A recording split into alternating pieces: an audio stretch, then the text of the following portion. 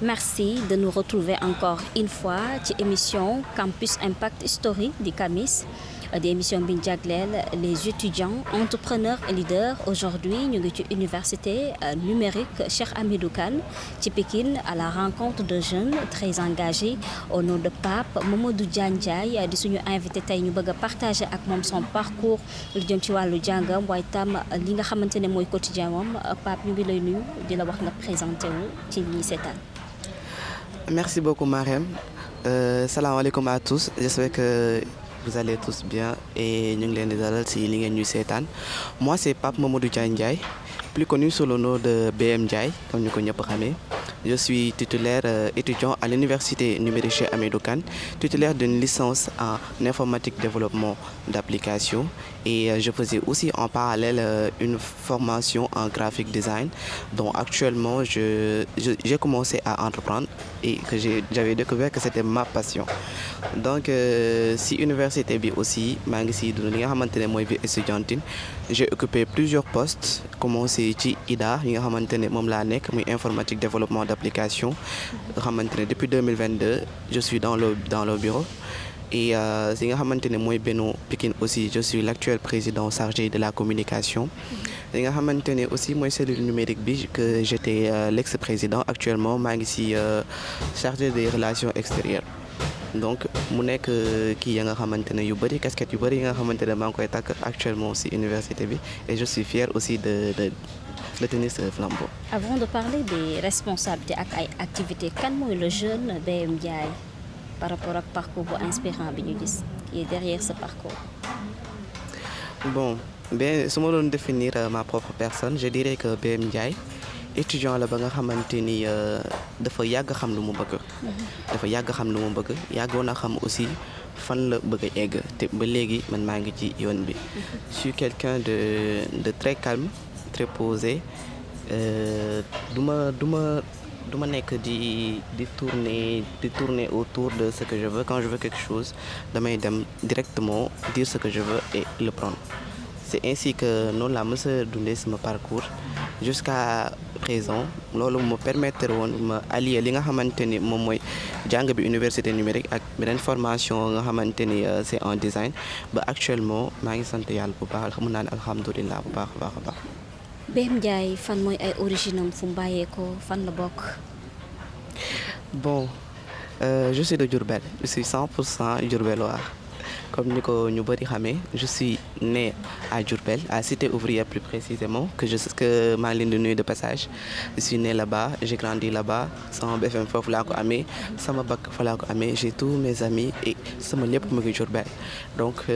loolu mën naa ne bi ma amee bac laa soog a quitté Diourbel ak samay parents yi nga xamante ne ñoom sont d'origine de Thiaroye-sur-Mer, donc ils sont rentrés à la maison et j'ai suivi. Mais je leur dis toujours que man Bawol la et j'en suis fier. feeñ na Bawol la da nga choisir filière bu ñuy wax IDA Pape mën nga ñu wax lan moo nekkoon sa rêve. Bon franchement au tout début je rêvais de devenir un grand développeur web. Depuis bi ma amee bac je peux dire avant may am bac sax parce que j'avais suivi des formations en développement web avant même may am bac. Je m'en souviens, c'était à l'ISE de Diourbel, moo doon may formation yi gratuitement et j'avais sauté sur l'occasion pour aller découvrir le métier et franchement je m'y sentais très bien et je m'y sens toujours bien sax franchement et may gën a dem di gën a avancer ci développement bi di jàng jusqu'à un moment donné quelqu'un m'a dit que genre booy def développement web di nga foog nga maîtriser wala comment on crée des images, comment on fait les vidéos pour di ko gën a mën a insérer ci say li nga xamante ne mooy ay lignes de code. Léegi bi ma demee ba si biir après ma ne xaaral ma dem def formation en infographie bon juste benn formation bu 3 mois je l'ai fait et après j'ai découvert carrément que sama passion foofu la nekk. Du coup mën naa ne sax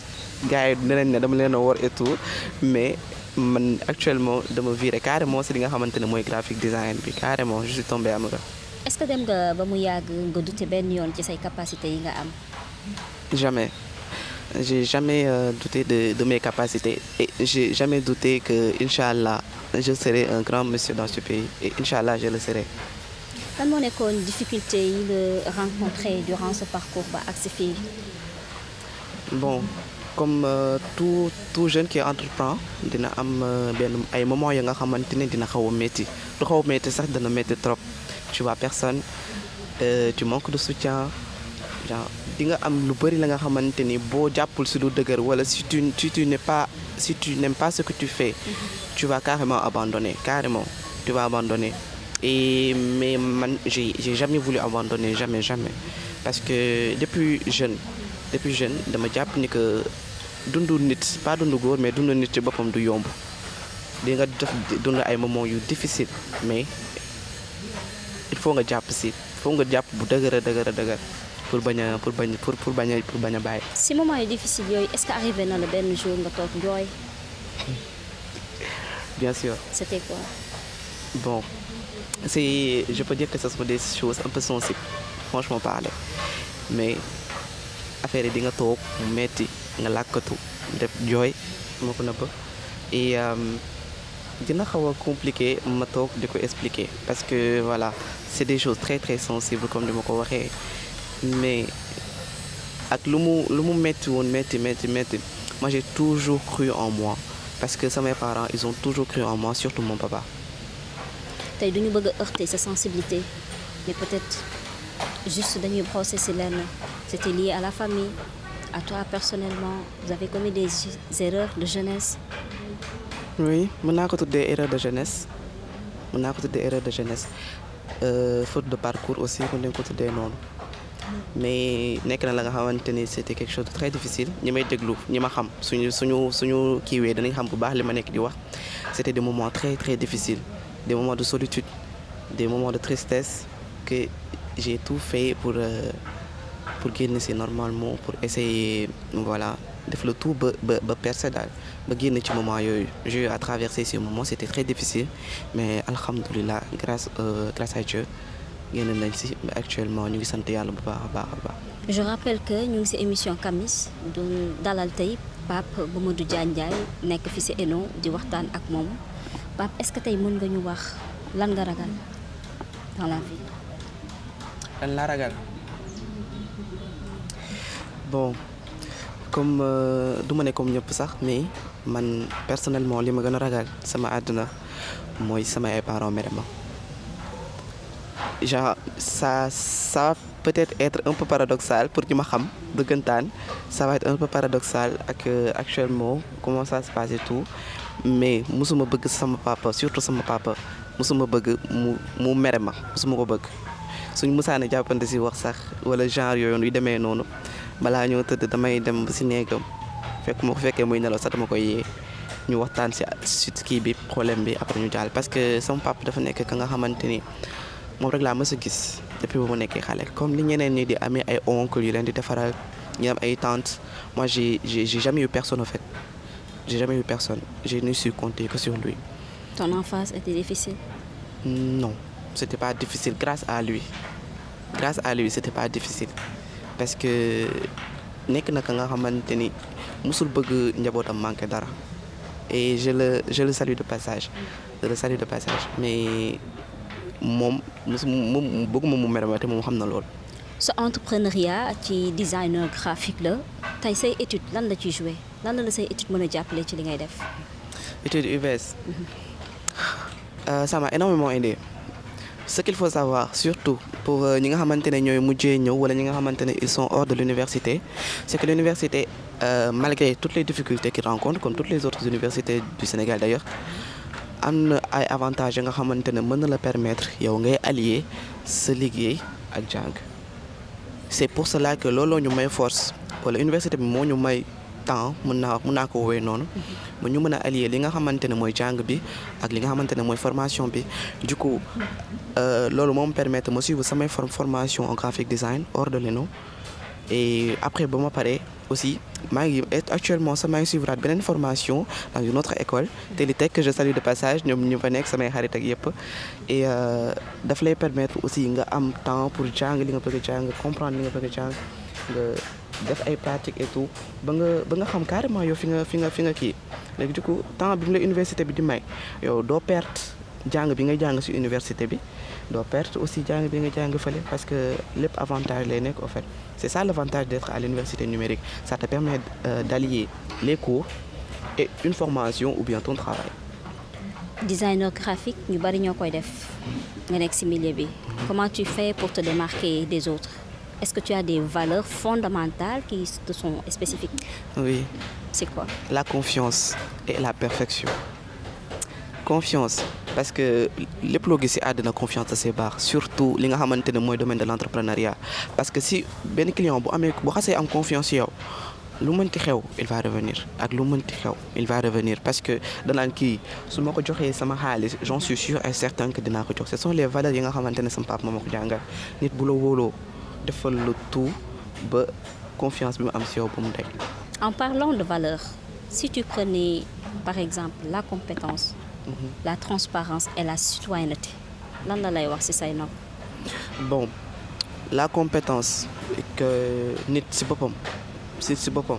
maa ngi ko doon wax sama rakk bi Demba sama rakk bu jigéen mi Ndeye Gale nit ci boppam foog mu xam li mu bëgg foog mu te bu ko xamee foog mu mën ko ça c'est très important parce que tu peux partir en entreprise nga dem actuellement personne ne demande des diplômes da ngay ñëw ñu ne la lan nga mën c'est ça la question que tu te poses donc bu ñu ne lan nga mën nga taxaw di kii je peux dire que tu vas faire partie malheureusement ci ñi nga xamante ne ñoo bokk ci taux de chômage bi donc ak lu mënti xew peu importe ton parcours bu fekkee jàng nga wala jànguloo ak lu mënti xew defal le tout ba am compétence ci benn domaine voilà. La transparence. Concernant la transparence c'est que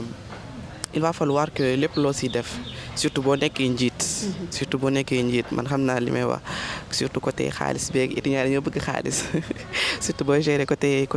trésorerie et consort il va falloir que tu sois transparent lépp looy def nga wone carrément ne man direction bii laa jël ñëpp gis na yow direction bii nga jël nga ànd ci ak ñoom nga dem parce que sinon mën na la indil yi ay problème ay du ma ne sax ay problème mais ay kii nga xamante ne duñ la ko wax mais dañ la koy xoolee. Et ça, c'est à éviter, surtout quand on dirige une organisation. Et finalement, nous sommes tous citoyens. Tous citoyens et aimer notre pays. Il faut... moi, je trouve, personnellement, je ne sais pas, le côté citoyenneté moom manqué ici au Sénégal parce que da ngay gis ay actes ya nga xamante ne yow da nga ne kii bu ko defee mën na ko considérer comme patriote. Parce que dafa am yu bëri ya nga xamante ne ay détails ñun buñ ci kii woon rek nous on allait avancer au fait. Par exemple des fois di nga romb waa UCG que je respecte énormément les agents du UCG que je respecte énormément da nga leen romb ñuy nekk di nettoyer ci mbedd bi et tout et à des heures yi nga xamante ne c'est guddi la wala bëccëg da nga leen di romb daal mais des fois da ngay romb nit di nettoyer au lieu que moom mu ñëw jàppale ko ci lu nettoyer mais il préfère ñëw yor lu mu yor sànni ko directement mu jël ko dugalaa ko ci sachet mais je me dis que ñooñu ils travaillent ba pare ñu ngi jaamu yàlla ba pare ñoom ñoo gën a nekk patriote ci Sénégal man c'est ça que je me dis. À l'entame de nos propos ñu ngi discuter par rapport ak nekk étudiant terewul entreprendre parce que l'État ne peut pas employer tout le monde tey lan ngay wax un jeune étudiant boo xamante ne c'est vrai il a la connaissance peut-être les compétences mais mi ngi xaar à ce que État mën ko jox place loo ko mën a wax ko juste en 1 minute. France yaa ngi xalaat yaa ngi rêver am vie de luxe yaa ngi def lépp li nga war a def. Il ne te reste qu'une chose, sa compétence mi ngi fi yow soft skill yaa ngi fi vas-y fonce commence dès à présent bul ne demain commence aujourd'hui man je connais beaucoup de personnes ya nga xamante ne je peux dire et j'en suis fier que man maa leen kii ba nga xamante ne ñoom actuellement ñu commencé nañ entreprendre carrément et franchement yow mii dama seetaan mën nga ci bokk donc defal le tout ba commencer aujourd'hui même pas demain ni après-demain mais tu commences aujourd'hui tu peux le faire malgré li ñu ngi di wax malgré li ñu ngi di kii entreprendre dafa métier et tout gëm ko et confiance en toi et confiance à tes compétences et Inch'Allah tu le feras. Juste 3 leaders yoo xam ne ici au Sénégal ñan ñoo la ci gën a marqué. 3 leaders bon je vais t'en donner 2 ñi nga xamante ne man ñoo ma inspiré personnellement. Premièrement je dirais l'artiste Dip Doundou Guiss ñi ma xam dinañ xam li may wax. Il m'a énormément inspiré depuis que bu ma ko commencé déglu dès mes plus jeunes âges à l'âge de 14 ans laa commencé déglu mu naan ma gëmal sa bopp bul yaakaar si kenn genre ces genres de paroles si tu l'écoutes day dem ba imprégné wu si yow doo si bàyyi xel. mais après boo demee ba màgg ngay commencé gis nànk-nànk yow tu te dis que le gars li mu la doon wax yëpp c'était pour te préparer à benn mentalité bu fort ba nga xamante ne dootu ko si man. Ba aujourd'hui je peux xam naa ne du déglu kii bi et tout mais franchement parler je le remercie pour tout et je le remercierai jamais assez pour tout ce qu'il a fait pour moi depuis mon enfance. Oui bu fekkee ni dina ko déglu je te remercie pour tout franchement parler parce que il a énormément fait pour moi je ne cesserai jamais de le dire. Son anniversaire je le fête même si bu nekkee gisu ko son anniversaire je le fête sur WhatsApp et tout. Il a énormément fait pour moi voilà. Et l'autre personne c'est Adama Thiam borom la jumelle c'est quelqu'un moom carrément moom moo ma inspiré man ma commencé à entreprendre. Un jour je me rappelle j'étais à un bootcamp au Sil Saloum c'était en 2000 bon je me souviens plus de l'année et dañoo doon def benn module entrepreneuriat ci bootcamp bi et c'était elle qui devait se charger de la formation. En seulement 15 minutes si c'est même pas moi elle m'a incité à entreprendre. Et depuis ce jour-là j'ai pris son numéro ñuy contacter mu nekk nit ku baax nit ku oyof parce que mën nga koy woo mu lay kii mais à chaque fois elle est là su ma amee problème moom laay dem et c'est elle qui m'a incité à entreprendre bu ñu jógee ci jour boobu laa ko ne l'année prochaine inchallah je vais commencer à entreprendre. waxtu bi dab nañu juste di la wax rek dernier mot boo xamante ne ci ñaari moo laa bëgg nga tënk ko muy dans 10 ans Pape Mamadou Dia Ndiaye fu mu gis boppam ci ñaari mots et puis nga nuyoo waale parce que heure bi jeex na. Dans 10 ans inchallah je serai le plus grand graphiste de l'Afrique et c'est ici que je le dis et inchallah je le serai. Merci à Pape Mamadou Dia Ndiaye du étudiant ñu fekkoon ko tey ci ENO muy yëngu ci développement web en même temps di entreprendre ci designer graphique. Merci ci parcours bi nga xam ne partagé nañ ko di remercier production bi ñu àndaloon ak suñu téléspectateurs Camis parce que les leaders ne naissent pas visibles ils deviennent incontournables jox leen rendez-vous ci beneen prochain numéro ak ci beneen université.